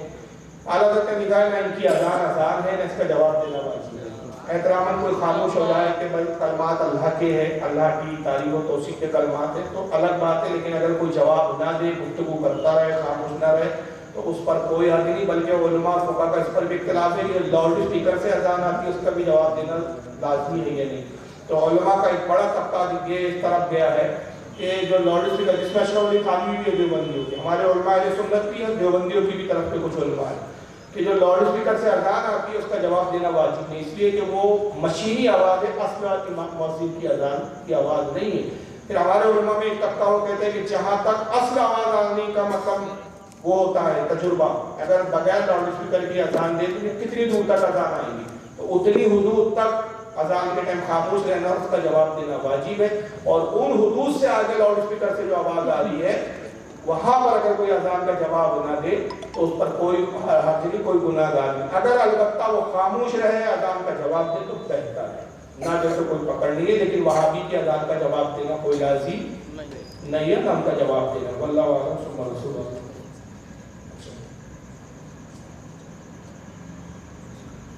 अच्छा, एक सवाल पूछा गया है कि कब्रिस्तान में चप्पल वगैरह पहन के जाते हैं, उसका क्या? वो दो हदीसें तो मैं इब्तिदा में बयान कर चुका हूँ, उसी जिम्रे में आके ही सही मुस्लिम की हदीस सुनाया बोले रखी। आका कहते आग पे चलना आसान है मेरे लिए, तलवार की धार पे चलना आसान है, इससे ज्यादा शरीफ समझता हूँ कि मोमिन की कब्र पर मैं गुजर जाऊँ। तो जब गुजरने से माना है तो चप्पल पे तो और ज्यादा है। तो हुक्म ये है कि जब कब्रिस्तान में जाए तो किनारे पर चप्पल रख दे। फतवा है बाहर शरीयत में, माफ करना, बाहर शरीयत में यह है कि जब तदफीन के वक्त मिट्टी दी जाती है तो लोग क्या समझते हैं कि हर किसी को मिट्टी देना जरूरी है, जबकि फर्ज किफाया। अगर मिट्टी देने के लिए बहुत सारी कब्रों को खलाना पड़ेगा, बहुत सारी कब्रों पे से गुजरना पड़ेगा, तो हुक्म शरअ ये है कि हर कोई फिर ना जाए, कुछ लोग मखसूस किस्म के कुछ लोग वहां जाए, बाकी लोग ना जाए, दूरी खड़े रहे। और अगर जाना चाहे तो फिर चप्पल उतार ले, जूता उतार ले, और एहतियात के साथ कोशिश हद तक इंतजार नहीं करे किसी कब्र पर पैर, ये उसका तरीका है। और अगर अंदेशा हो, क्योंकि पुराने जो कब्रिस्तान होते हैं, अब आजकल जो नए कब्रिस्तान बन रहे हैं तो उनमें हदें बनाई जा रही है कब्रों की। बम्बई वगैरह में मैंने देखा बड़े सिस्टमेटिक कब्रिस्तान बन रहे, कब्रों को साँचों और खाँचों में बनाया जाता है। लेकिन जो पुराने कब्रिस्तान होते हैं जहाँ कब्रें आपस में इतनी गुत्था हो जाती है कि कोई कंफर्म ही नहीं है कि कहाँ खड़े हैं, अल्लाह न करे किसी मोमिन की कब्र पर खड़े हैं। तो ऐसे कब्रिस्तान में तो यही हुक्म है कि आप दूरी खड़े रहें, कुछ लोग जाकर के मिट्टी दे दें, और वो फर्ज किफाया है। एक शख्स ने भी मिट्टी दे दी तो सब बड़ी सी बात है, सबको देना कोई फर्ज वाजिब नहीं है। वल्लाहु अअलम।